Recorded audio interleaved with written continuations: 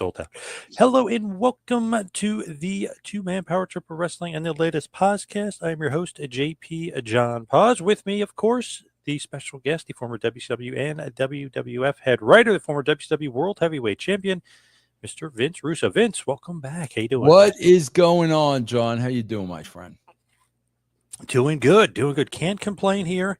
As far as WCW is concerned, we talked about Havoc 99. We talked about Mayhem 99. We talked about Starrcade 99.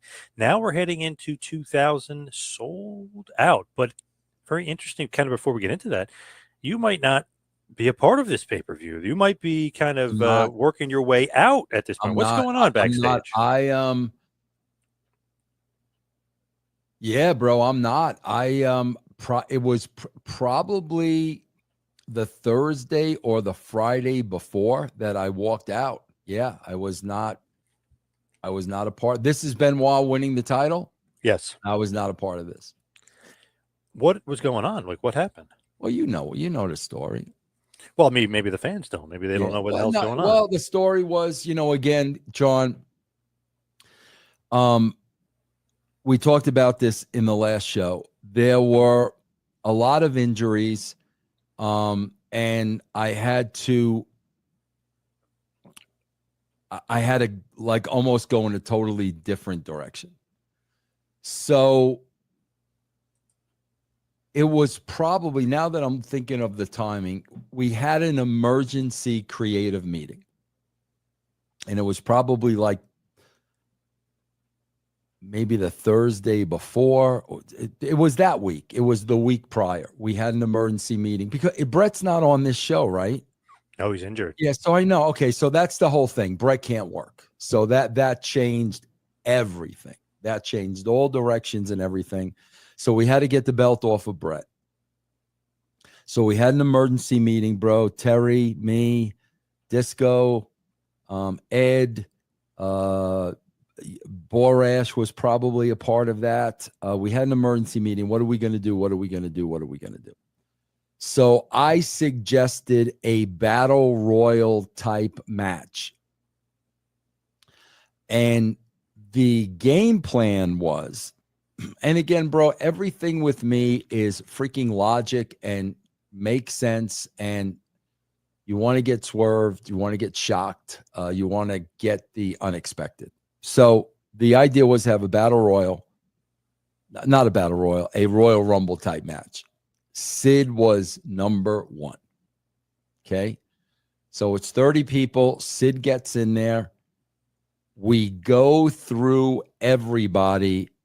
Sid's the only one in the ring when number 30 comes down. Now, keep in mind, Sid is out of gas, beat to a bloody pulp, not beat to a bloody pulp, just out of gas. He was number one. So he'd been going the whole time. So now Sid is completely off his feet. And here comes number 30, Tank Abbott. Now you got to understand, at the time, Tank Abbott was Tank Abbott.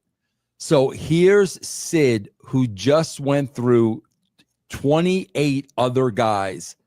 And here comes a fresh as a daisy UFC fighter.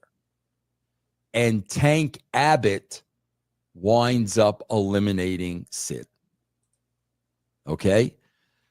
So where we go from there, I have no idea. I'm writing this stuff on the fly now because Brett's hurt. Yeah, I don't have time to sit down and write the next 3 months. I got to kind of go week to week now and see how this plays out. So, of course, everybody creatively loves it. Great idea, Vince. Good idea. That's what we'll do. Yada, yada, yada. Okay, fine. So I go back. I write the show. And the next day, I get a call from Bill Bush. And he tells me, he tells me, I think he said Flair and Hogan are in the office, and I want you to come in so we can talk creative. I knew it was bullshit. I knew Flair and Hogan were not in the office. John, at the same time, I was so sick of the politics that were going on in that company in the first 3 months. On the same day, before I got the call from Bush, I remember calling my lawyer, Frank Smith. And I remember saying to Frank, whatever you got to do, get me out of this contract.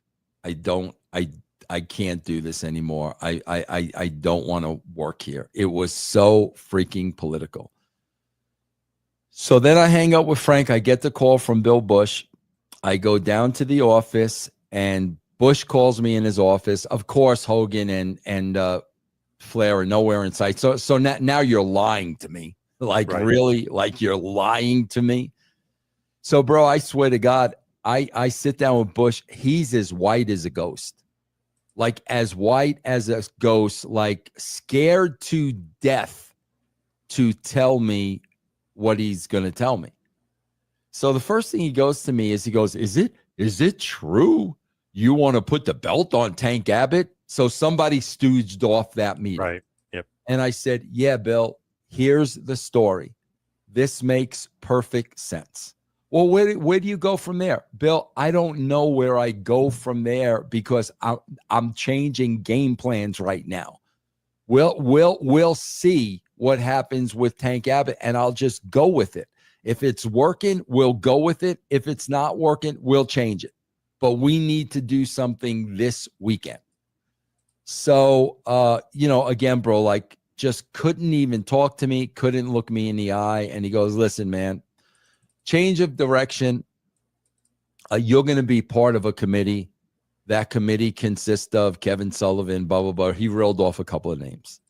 Bro, as he's talking, like, in my mind, I'm like, this has to be a sign from heaven because he's breaching my contract. So now I can get out of my contract and they're going to have to pay me. And John, I just spoke to my lawyer an hour earlier. Literally, I was going to leave the money on the table. So Bill went through this whole thing, and I'm like, Bill, I have a contract. My contract states I am head of creative. I have zero interest in being a part of any committee. So I'm going to go home. You need to get together with Brad Siegel, and you need to figure out how you're going to pay me. That's exactly what I said, and I walked out the office. So wow. I walked out the office. I've never seen this pay-per-view that you're talking about. I've never seen it, John. I mean, I was so disgusted and happy and relieved at the same time, because now it's fine, bro. I will sit home and you guys can pay me for the next year and 9 months. Right. No problem whatsoever. And it kind of all stems from somebody stooging off and them not liking creative and you not wanting to be like, or is it just the politics of the nature of like other people don't like your creative and they are complaining and they want in? Yeah, it was definitely Sullivan and JJ getting in the ear of Bill Bush without a shadow of a doubt. But keep in mind, at the same time, Flair was buried out in the desert, so he thinks Russo's getting rid of him. I just did the thing with Hogan and Sting. Hogan thinks Russo's getting rid of him. Hogan and Flair are Sullivan guys. So, yeah, I mean, you can clearly see the case. And I'm like, bro, this is great, man. If after 3 months you're going to pay me to go and sit home, you're not going to get an argument from me. Fair enough. And obviously Tank Abbott, it's very legitimate. Of course it was, bro. And that's the way I set it up. Sid was number one. 28 guys are eliminated. He's out of gas, waiting to see who's next. And here comes a fresh as a daisy, UFC fight. And bro, I believe it was literally like one punch and Sid went over the top. Totally logical, totally legitimate. So the rumor kind of going into this before the injuries, of course, Bret Hart versus Goldberg rematch for the WCW title. Is that true? And who's going over? I can't remember. I'm sure it is, and Brett's definitely going over, bro. I am so trying to repair Brett and the damage that was done. No doubt, Brett's going over. You like him as a heel versus a babyface? Well, you gotta understand, John. I'm the last time I worked with Brett was that Canada stuff, and oh my God, was he Awesome. so good? Yeah. Oh my God. So yeah, man. At that time, I'm definitely thinking heel. Definitely one of the best heels. That's some of the best heel work I've ever seen. And I've been watching wrestling 40 years. Yeah, I so agree, good. bro. I agree. And people say Bret Hart couldn't cut a promo. Come on, man. No, That maybe was the best promo in the business for a year. Yeah. that was great stuff, man. Yeah, some other guys that they say are good promos. I'm like, I've never heard them have a good promo as far as Brett was a good promo for a year, like the best promo in wrestling for a year. Yeah. Yeah. Yep. So Goldberg, obviously, he's going to get hurt. Bret Hart's going to get hurt. Just you have so many injuries going Jeff on. And got hurt too. That was the one, bro, because Jeff never gets hurt. And bro, the only reason I knew about that was because, bro, I was very tight with Jeff and his wife. His wife had to call me to tell me. Jeff was not going to tell me, bro. Snuka came off the cage and concussed Jeff. Yep. And his wife called me. And like that was like, oh my God, like when it rains, it pours. And bro, that was the thing. It's like, John, there's no excuses. There's always injuries in wrestling. You know that.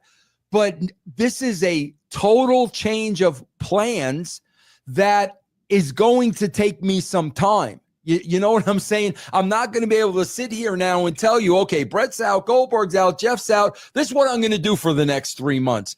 No, bro, I got to worry about the show that weekend and, Nitro the next night. Then once those shows are in the can and I got room to breathe, now we can go back and kind of figure out where we're going. Now, we talked about Benoit. Obviously, he's going to win the title, not Tank Abbott. And obviously, that's not your booking. But would you have made Benoit the world champion? No.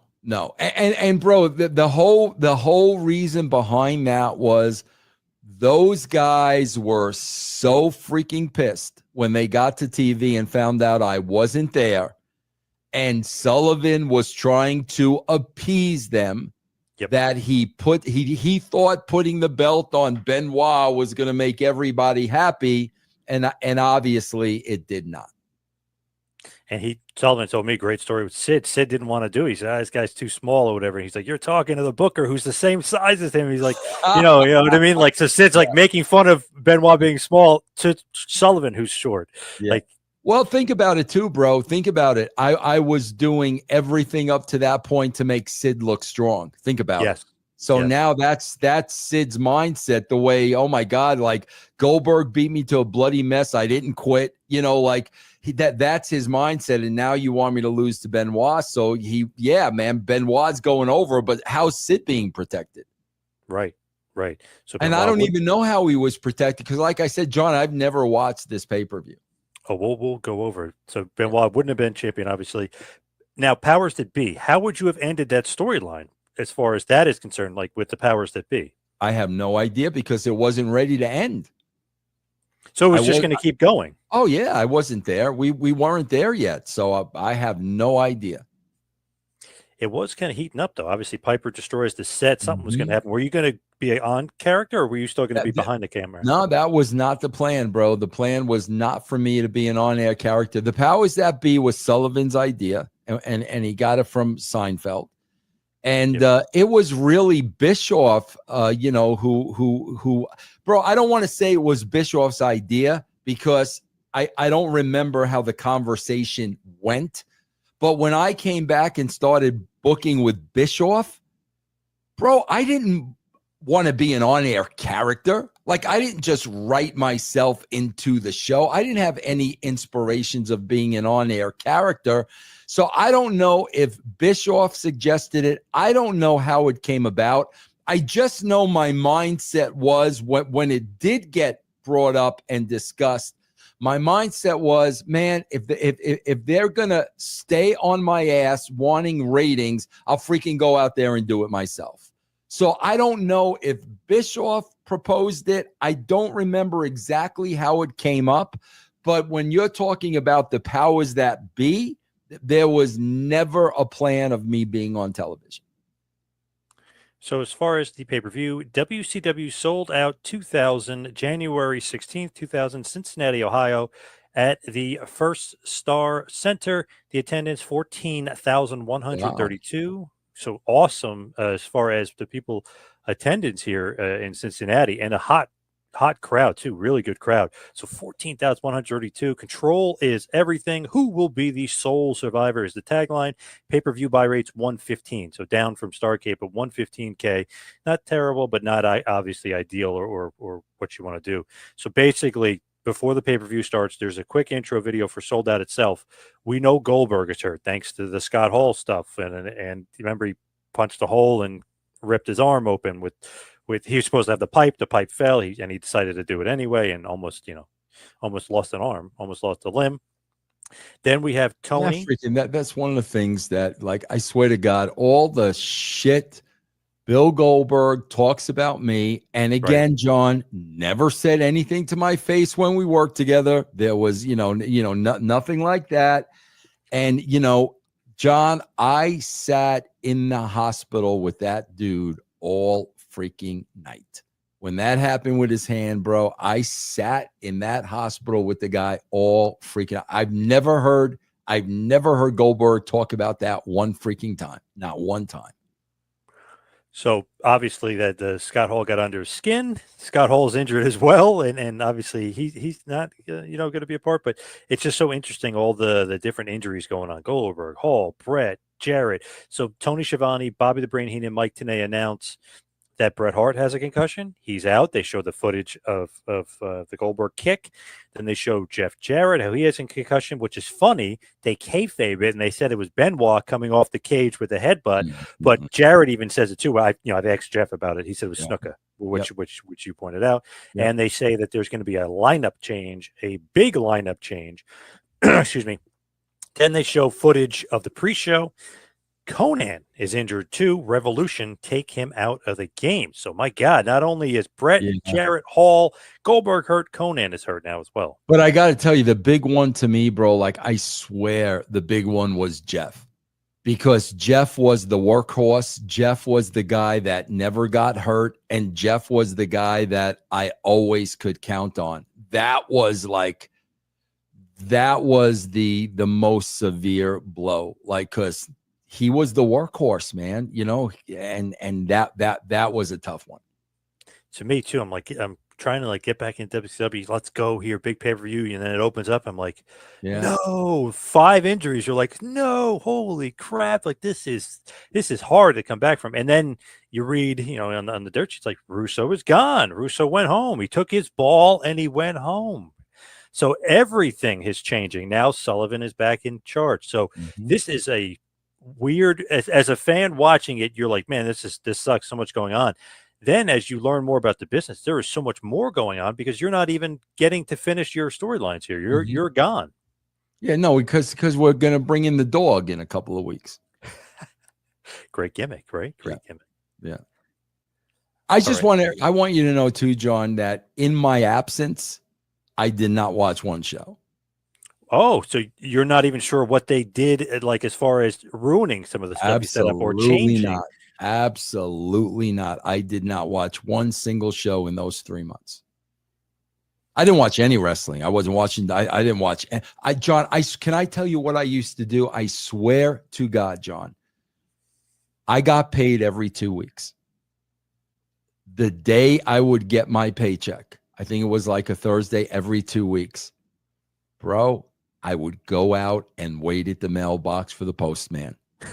As long as the check was in the mail, I was 100% cool. So during those 3 months, I did not watch any wrestling whatsoever. All right, so let's get back to the pay-per-view here, Vince. Let's talk about it. The pay-per-view, of course, is going to start off with some footage of Vampiro getting beat up by Crowbar and David Flair. Now they announced that match has changed. That's going to be a three-way dance. They also announced a triple threat theater featuring 3 matches with Billy Kidman: a dungeon match, which is a catch-as-catch-can match, a steel cage match, and then a bunkhouse match as well, bunkhouse brawl. So Kidman seems to be going to be getting a big push here. Is there a reason, though, why he's in 3 matches? Is there a reason? Supposed to be triple threat theater, Benoit versus Jarrett, and they were supposed to have 3 different matches: the dungeon match, the bunkhouse match. Benoit's the dungeon match. That's his specialty, which means you can't leave the ring. It's going to be straight up wrestling, like nobody can go anywhere. Then you have the bunkhouse brawl, which is basically Jarrett's match. He just beat Dustin Rhodes in it. He's the king of the bunkhouse. He's that Southern wrestler like Dusty was. And then a steel cage was supposed to be the blow off. So instead of that, they decided to give Kidman this big push and put him in 3 different matches. No explanation for that, by the way, whatsoever. Yeah. And why Kidman, I don't know. And not to say anything bad about Conrad, because I love Conrad. He's a great guy, and I know him a little bit. He's super nice. But he was going off about Kidman, how Kidman had all his charisma and all this other stuff about Kidman. I'm thinking to myself, why is Sullivan, and I've talked to Sullivan about this before, and kind of we got into a little bit too, like, why are you pushing Kidman of all people? You know, it just, maybe I'm wrong on that. Maybe you'll agree, but I just didn't see Kidman as like this big charismatic star who should be getting 3 matches, this big push. Yeah, I agree. I would have to go back and look at who was healthy at the time. But I kind of agree when you say Kidman. Kidman was great to have on the roster. I mean, yeah, but not like getting a big push or feud with Hogan or any bullshit like that. Hell no. Like what? That's nuts. But great, like mid card, upper mid card guy, having the roster could have a good match with a lot of different guys. But it's just strange here. So they start off with Dean Malenko. He's going to wrestle Kidman in a catch-as-catch-can match, which is dungeon rules, which means you can't leave the ring. So this is weird, and I want to get some explanation on this from somebody, but I think I know what happened here. So Kidman defeats Malenko 2 minutes and 30 seconds. Malenko what he does in a lot of his matches. He does this thing where he goes down and then skirts out to the floor, and with the wrist, and he's kind of getting himself reevaluated. You can't leave the ring. That's the gimmick. So the match is over, and Robinson, he comes back in, and Kidman goes, "Start it back up. Let's go." Robinson goes, "No, it's over. He left the ring." I would have just, like Malenko tried to do, started up. Like, no. There was a mistake, and let Kidman to be the babyface going, "No, let's start it up. I want to see who's better." They just end the match right then and there. That's a terrible. Bro, I'm not going to sit here and John, I don't know anything that's on this pay-per-view, and I'm not going to sit here and rip this freaking pay-per-view. Obviously, what do I give a shit? I'm getting paid. Right. That's all that matters. I'm getting paid. But when you're laying this out to me, and again, I'm a writer, man, you're gonna start the night that way. You want to do that later on in the evening. That's one thing, but this is gonna be how you start the show. I don't know if I would have done that. Now, I asked Sullivan. He said it was a brain fart by Malenko, but I said, even if it's a brain fart by Malenko, you're in Charles Robinson's ear, just saying, exactly. No, the match has been restarted. Yeah. Because the crowd was like, what? Kidman, his reaction to winning the match was like, really? And Charles Robinson literally goes like, like, well, I don't know. I definitely believe it was a brain fart. Like, I don't think Kevin's going to lie about that, but it's exactly what you said, bro. You got to be at that gorilla position, calling that freaking audible, man, right then and there. Yeah, because that's a really flat way to start the show. And let's just say, like they're trying to do, like pump up Kidman here. He's going to have 3 matches in one night, triple threat theater. That's how he gets a win, like a bullshit, like heel-esque win here. Like, and they're not going to be behind him after that. No. They were confused. And this crowd is hot as hell. There's, like I said, it's over 14,000. They're nuts. They're loud as hell. This is like a great typical WCW crowd. It's funny when people like rip on WCW. They used to have the best crowd. Oh, they were nuts. I notice that all the time when people are ripping me and ripping shit, and then I'll see something and the people are going freaking nuts all the time. Now, the only thing, maybe their security wasn't great because sometimes the crowd was so crazy they would just try to jump in the ring. You know what I mean? But the crowd itself was great. It was great. Then we have Vampiro with Scott Hudson. He has an interview randomly here. Masahiro Chono interrupts the interview with kind of no explanation, and he pushes Vampiro, and Vampiro pushes him back, and that's kind of the end of it. But Chono would be used on TV a little bit here, and he'd be brought in, but it's just so interesting. It's like, wow, Masahiro Chono randomly shows up to a pay-per-view with no, like, I don't know, no, what do you call it? Preamble, or no build-up or whatever. No fanfare. Yeah. That's a little weird. I am a big fan of Masahiro Chono, but I just thought that was weird. And obviously him and Vampiro are going to get into it a little bit, but that's kind of it. And then they go to Mean Gene, and he's with Daphne, Flair, and Crowbar, and they all have little things to say. And Mean Gene uses the great line. He goes, "You three are sickos. Like you're three sick people." Yeah. They're like really trying to hammer it home, which is great because remember the old Jake Roberts where he goes, "You're a sick man, Jake Roberts." Yeah. You just believe everything Mean Gene says. Like, yeah, Mean Gene's right. These three are sick. There's something wrong with these three. Yeah. We get a video package, and then we get Vampiro defeating David Flair and Crowbar in a triple threat match. Daphne is out there as well, but he kind of uses them against each other. They're both nuts, and they kind of use them against each other. He uses Daphne, and he outsmarts them all, and he gets the win. So even though he's kind of in this triple threat match, and it seems like it's almost a handicap match, 2-on-1, Vampiro ends up getting the win. Did they get heat on him afterwards? Nope. Yeah, I would have at least let them get their heat back. They got none, and they were almost like confused with each other, like almost building some tension with each other, which doesn't really lead to anything. Not to jump ahead, it doesn't really lead to anything as far as it just leads to them kind of becoming closer. But you would think that because of the finish, that they would actually become tension, like they would break up or something. But no, they was actually leading them closer together, which was, I thought, kind of an odd finish. Like you said, they didn't keep David Flair or Crowbar strong, and David Flair took the pin. They should have just given them the heat back at the end. Yeah, like use the crowbar and beat him up or something. Yeah. Because it was 2-on-1, technically 3-on-1. Yeah, that's weird. Yep. Not a great match there. And it actually was kind of long, too, 10 minutes and 30 seconds. So a long one there. Mean Gene is backstage with Big Vito, Johnny the Bull, Tony Marinara, and Disco Inferno. Disco is great. If you watch his facial expressions, he totally is pretending that he is like with them, but he does not like them at all and does not want to be with them. Yeah, good. Yeah. I don't know, for some reason, I just love this group. I don't know. I know Tony Marinara wasn't there for long, but I was always a big Vito fan. I always thought he was kind of like a underappreciated or underrated like worker a bit. And Johnny the Bull is green here, but you could tell like, man, this guy is athletic as hell. He's strong as hell. He looks like $1 million. Yep. I like the Mamalukes. I thought they were a good team. Yeah, I did too. Yep. Then we have the Mamalukes, Big Vito, and Johnny the Bull with Disco because Tony Marinara goes, I have some family business to take care of. Disco, you make sure that the Mamalukes do what they're supposed to do. So it seems like some things are not continuing that you started. This is definitely continuing. I'll tell you exactly why this is continuing, because this, again, the politics of the business. Vito's probably my closest friend on the roster. So I guarantee you he was the one most upset that day than anybody. So no doubt, Sullivan, they're definitely trying to appease Vito. They got to win Vito over because he was, I mean, him and I is still tight to this day. So that's why they're keeping that strong.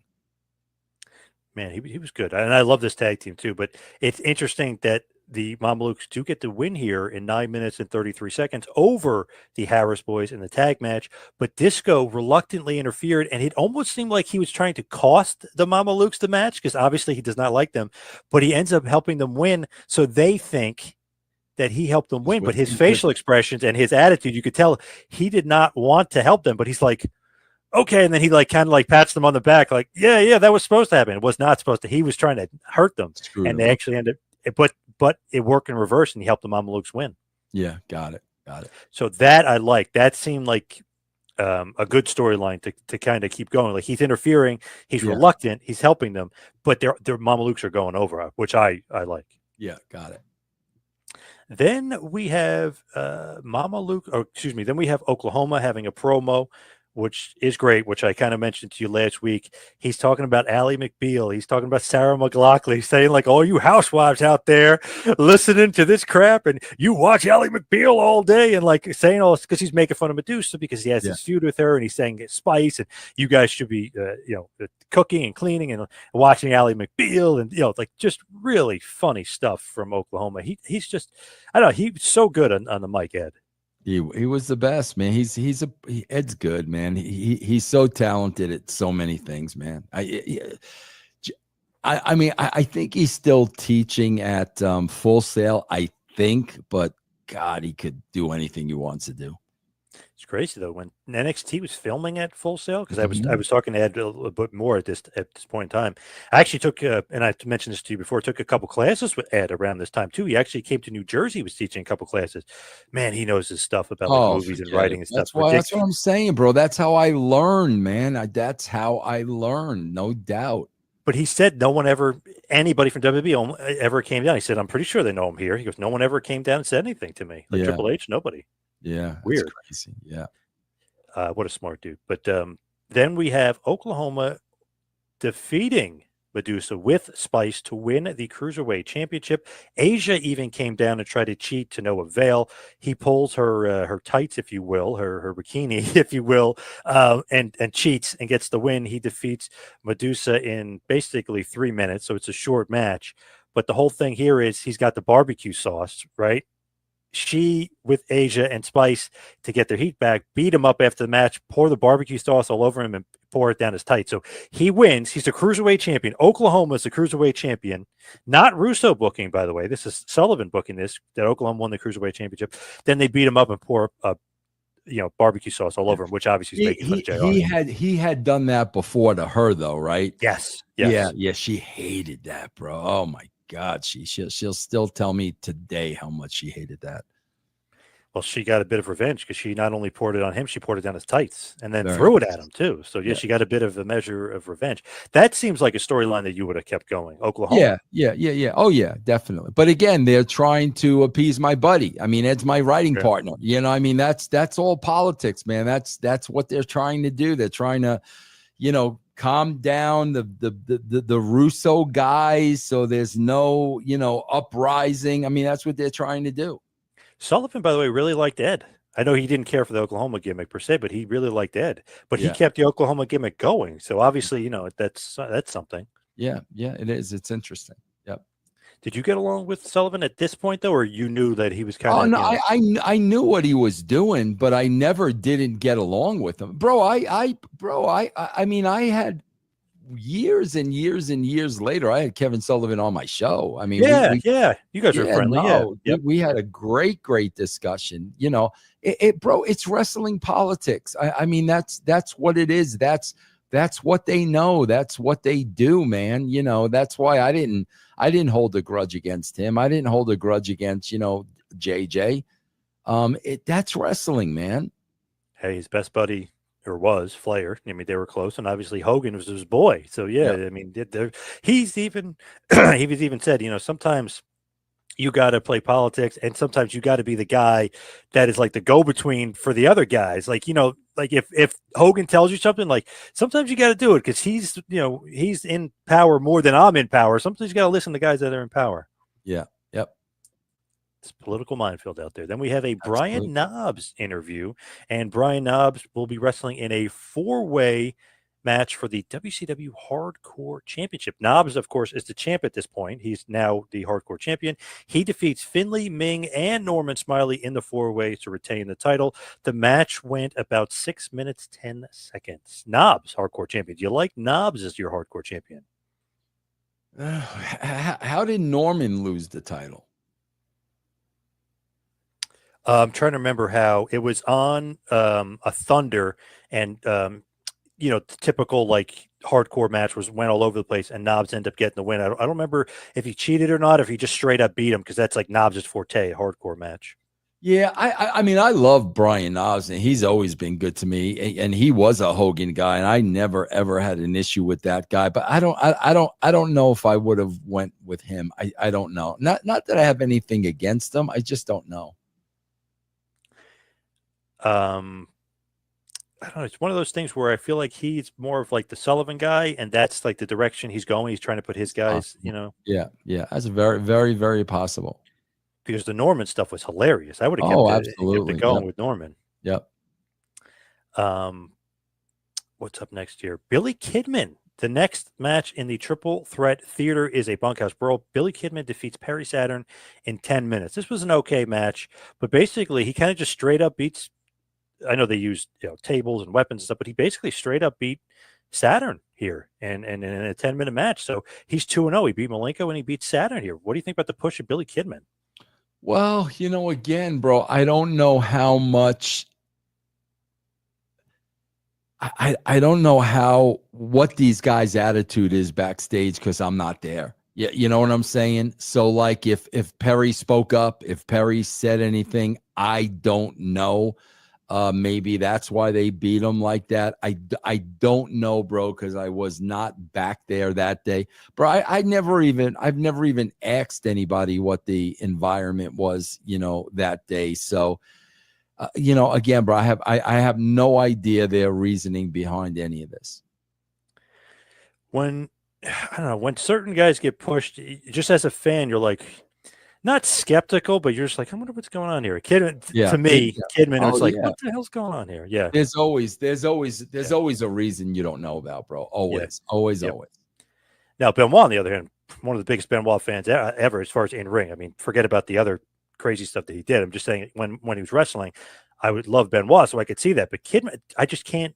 Yeah. Like the Hogan feud, I just can't wrap my head around this push here. But Stevie Ray has a video. This is actually really good. He's in the streets. He's talking about how Booker T's a sellout and how he's still in touch with the streets. And he's literally in the streets. He went to this homeless place. He's saying this is where they grew up. And this is what, he's still in touch with these people. And Booker T's a snob now. And, obviously pumping it up that he's feuding with his brother. His brother's turned his back on the streets. So then we have a Stevie Ray interview. Then we have a Booker T interview. And then that leads to the match here. So Booker T with Midnight will defeat Stevie Ray by DQ in 6 minutes and 30 seconds. Why DQ? Big T. Ahmed Johnson comes out, beats the hell out of Booker. Here's the interesting part, though. And I could tell, obviously, that you're not booking this.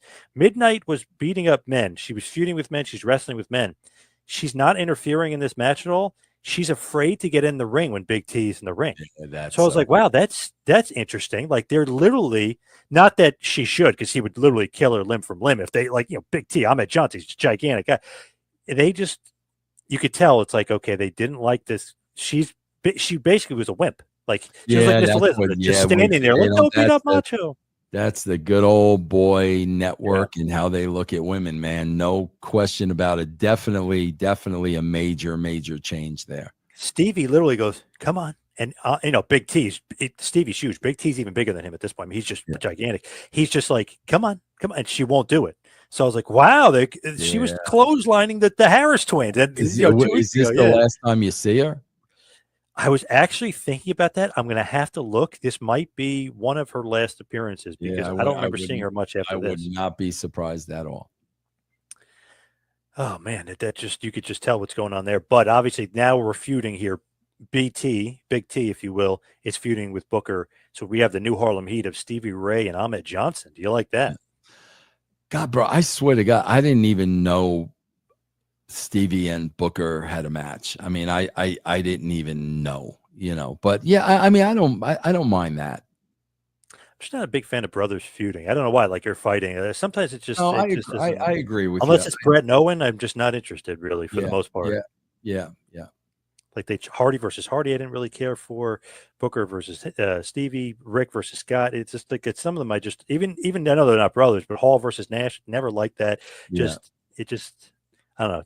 Doesn't jive for whatever reason. Then we have a Sid promo talking about later on in the evening what's going to happen with him and his match and the world title, which is now vacant, which we obviously know it's Benoit and Sid for the title. Then we have Tank Abbott versus Jerry Flynn. Interesting. I know you're thinking that this is going to be on a pay-per-view with Jerry Flynn here, but they do still kind of pump up Tank Abbott. He beats Jerry Flynn in 1 minute and 39 seconds with a knockout. Just basically, and you can see his wrestling background because he actually was an amateur wrestler, Tank. Yeah. So he actually could wrestle a little bit. Not his forte, obviously, but he does throw him around quite a bit with the wrestling. Then knocks him out and just literally knocks him out cold, and like that's the end. And it's like, whoa, Tank Abbott with the knockout. So Tank gets the win here. Obviously, not to your level of pushing him to the world title, but he is getting a win by a knockout. So they are giving him a bit of a push. Yeah. Okay, that's cool.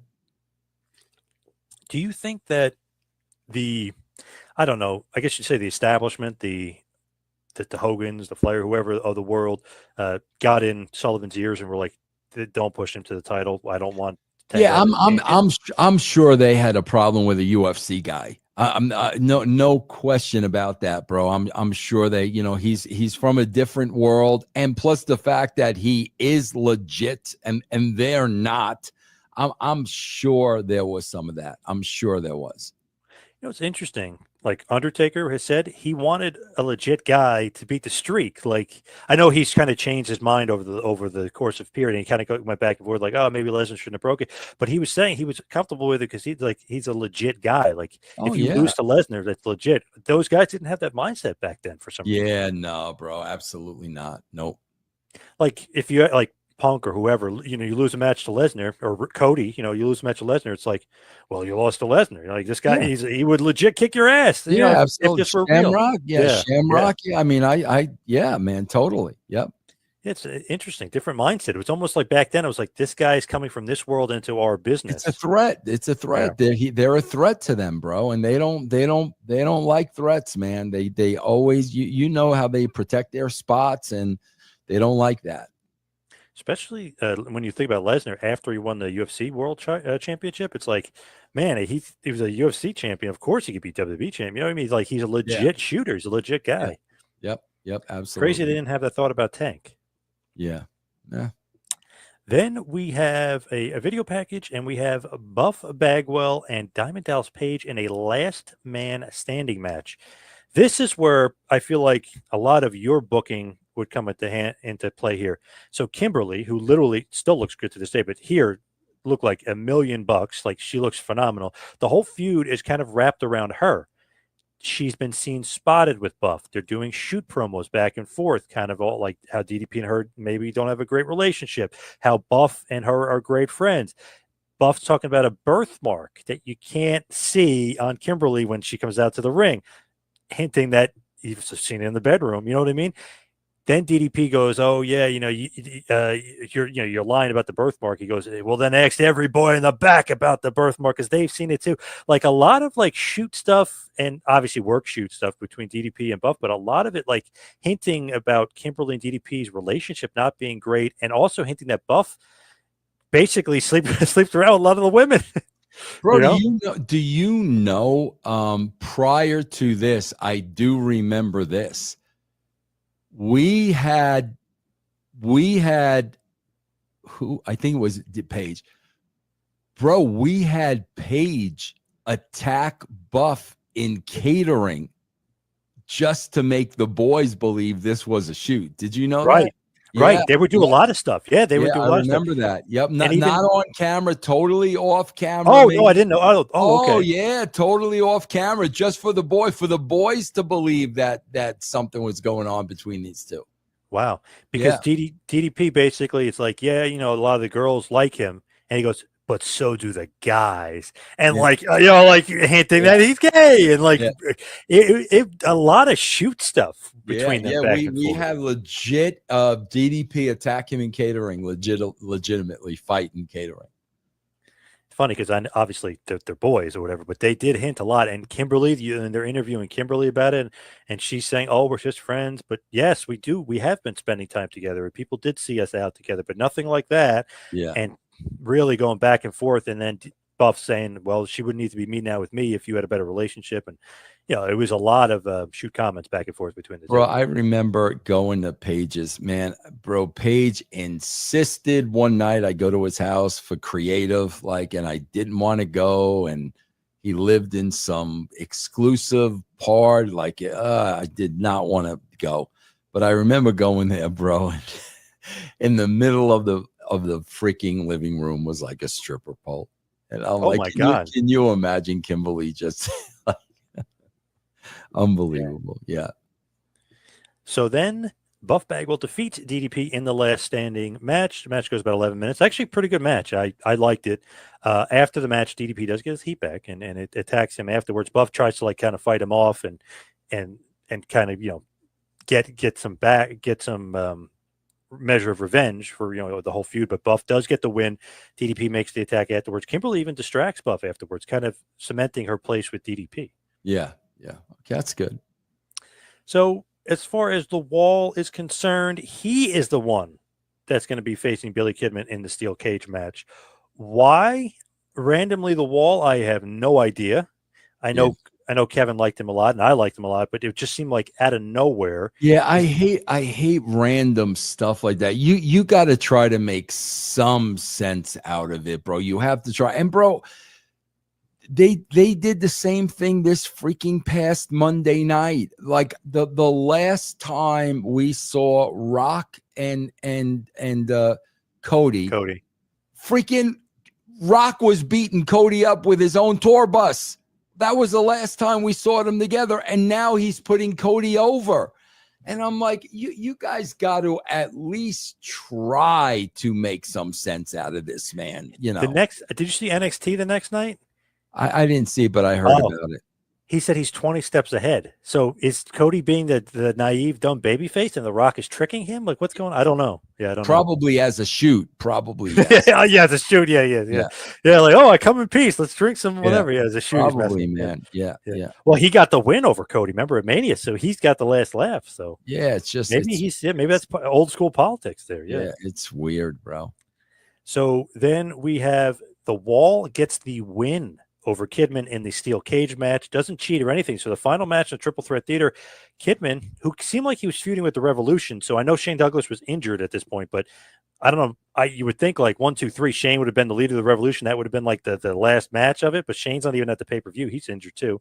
Yeah. But the Wall randomly gets the win over Kidman after this whole thing, which logically speaking, if you're locked in the cage with this guy who's 6'7" and you're 5'7", obviously he's going to kill you, but still, decent match or whatever, but he gets the win. The Wall defeats Kidman. So I guess not pushing Kidman. I'm just very confusing, like the thought process. Yeah, bro, they're just trying to plug. They just plugged Kidman in.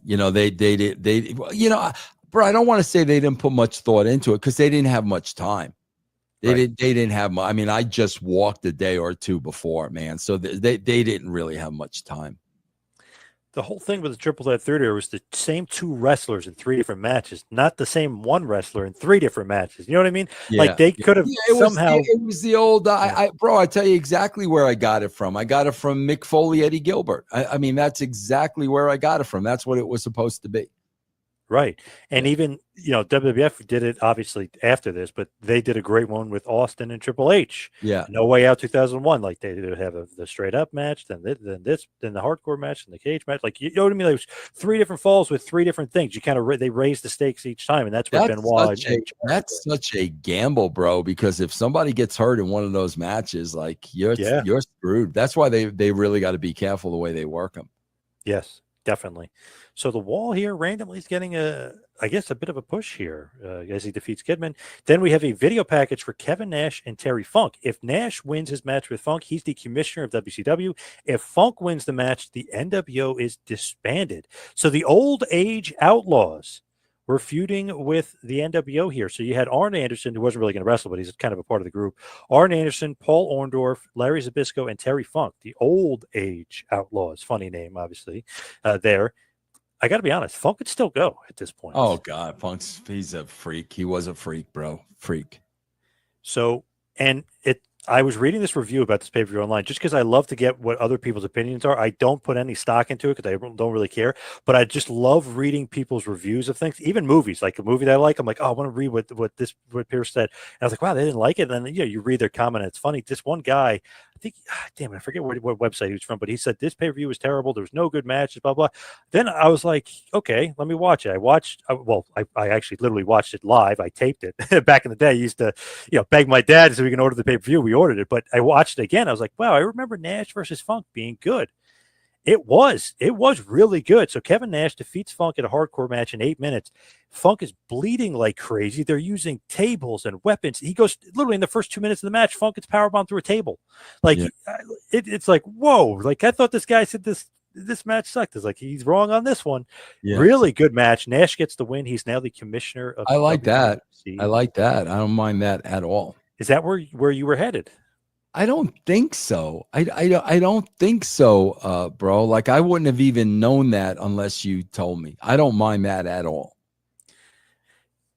Another funny thing is, for whatever reason, it's pay-per-view, so you can zoom in on blood and whatever. But whenever there was blood in WCW in the pay-per-view, they always take the cameras back, and even the handhelds, they move them back a little bit, like they're not zooming in. But you literally, Funk is like a fountain. He's covered in blood, but they don't want to zoom in. I don't know. It's pay-per-view. Who cares? And Nitro, I remember when that would happen, they would zoom all the way out. Yeah. But it's strange on pay-per-view. I pay for this. Well, I mean, TV, that's standards and practices. But pay-per-view is pay-per-view. So very interesting here. Nash beats Funk. I think that the great part to me is like, wow, in 2000, Funk is still having good matches, and with Nash of all people having good matches. Crazy, like I love that. Yeah. Then we see in the back, Chris Benoit and Sid, separately, but collectively in this video package, are getting ready and preparing for their WCW title match later on. So they're trying to build it up, trying to build up the level of importance. Then we have Arn Anderson backstage with Scott Hudson. He says he's the referee for the match, and he's holding the vacant title. He said, circumstances what they are. Sid is the best wrestler right now, which is so funny. He's like really pumping these guys up.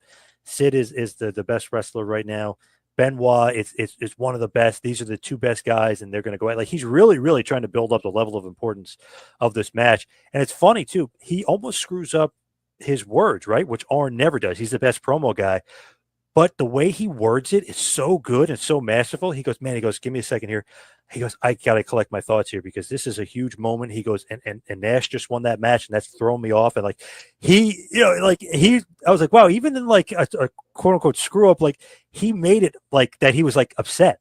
And I was like, wow, he nailed that. He actually made the promo better because he screwed up his words a little bit. That's awesome. He's a pro. Yeah, that's awesome. So good. Yeah. And it's funny. It's like a cold, random, vacant match, but he's making you actually be like, yeah, you're right. These are the two best wrestlers. Yeah, I am into it. Yeah, he's talking people into the house. Yeah, that's awesome, man.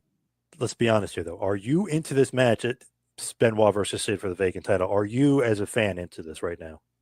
No, because it's makeshift, man. It's just coming out of nowhere. And I understand it, bro. They did, like I said, man, when I was hit with all these injuries, I did not have the time to put a longer plan into place.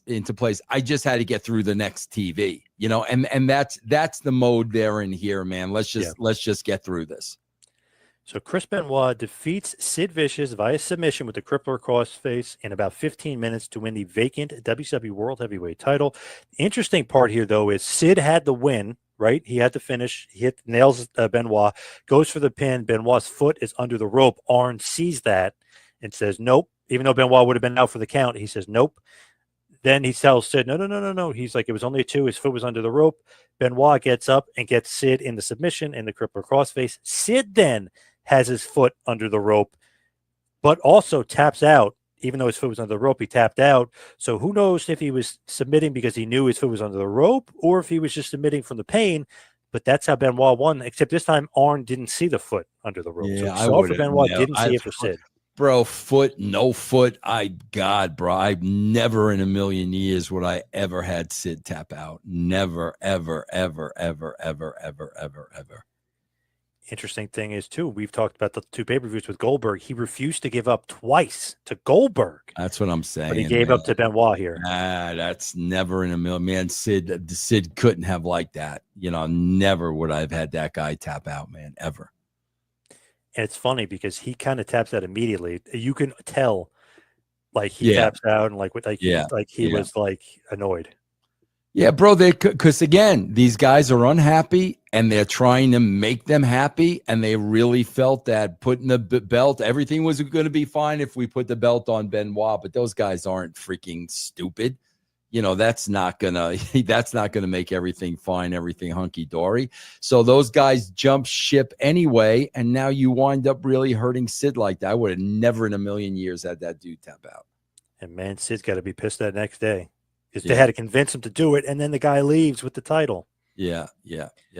Just want to mention this. Michael Buffett is the intro, kind of adds to the importance. Then they do the thing where like UFC does, and really a copy different boxing. Boxing does it, where you interview the ref, and the ref's kind of giving the instructions. So Arn gets the instructions. So they're really building this up as like a really big heavyweight fight. Then as the match is going on, all the wrestlers start to come out of the back from the locker room, and they're watching the match. And Shivani's like, "Wow, this is the level of importance that everyone wants to know who their next WCW champion is." So thinking about all this and how important it is, and Benoit wins. He's like crying with the belt. He kisses the belt. He's the world champion. It's like this big moment. He's a champion. Kind of controversially, because Sid's foot definitely was under the rope, but he did tap out. Arn did see Benoit's foot, didn't see Sid's foot. So a little bit of controversy there. He's the champion, but not only all that, Benoit's so happy to be the champion, he ends up walking out anyway. Yeah. No, bro, listen, the way you make it sound, it sounds like a very, very, very creative finish. I understand that. But like I said, man, under no circumstance, creative finish or not, would I ever have had a guy like Sid tap out. Never. Got to be honest, the match was pretty good too. And I know him and Benoit have had good matches before, obviously with Sid going over, but they've had good matches before. Good match. I liked it. Good. So after that, though, after basically, Benoit wins, and he celebrates. They go to the back, and Mean Gene is with Benoit. Benoit cuts a promo about being the world champion. Actually, really good. You could tell it's from the heart how he literally was a fan since he was 9 years old. He was a fan. Why? Dynamite Kid. That's his love of the business because of Dynamite. Obviously, wrestles like Dynamite. And he said, everybody said I was too small. But you know what? Somebody told me, don't worry about what you can't do. Worry about what you can do. And I looked at that and became the best I could be at what I could do. I'm the best technical wrestler in the world. So good promo here from Benoit. Arn comes up and congratulates him on winning the championship, says you're the best wrestler in the world. Nash comes over, has a funny line about how he's a turd and that he's going to flush him down the toilet and that he's the commissioner.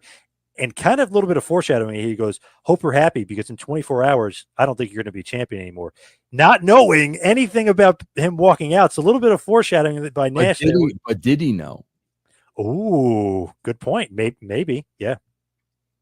He said, I'm going to make your life a living hell. And then Benoit goes from one little turd to one big turd. Good luck. How did they explain those guys walking out?